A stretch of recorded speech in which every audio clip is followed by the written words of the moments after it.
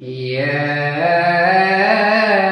أيها الذين آمنوا استعينوا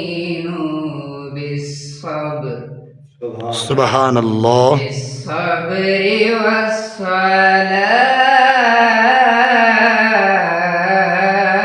والصلاة ما شاء الله إن الله مع الصابرين سبحان الله ولا تقولوا لمن يقتل في سبيل الله سبحان الله في سبيل الله أموات سبحان الله بل أحياء ولكن لا تشعرون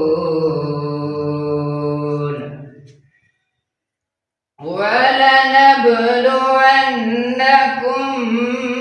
بشيء من الخوف والجوع ما شاء الله من الخوف والجوع ونقص من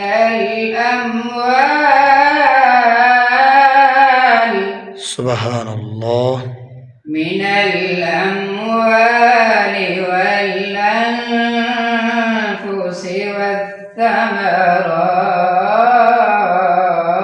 والثمرات سبحان الله وبشر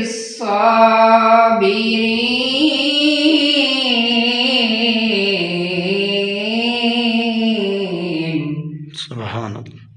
الذين إذا أصابتهم مصيبة قالوا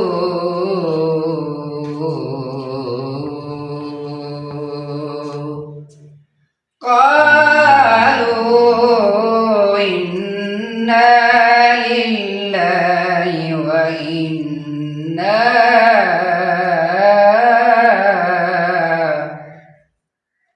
وإنا إليه راجعون ما شاء الله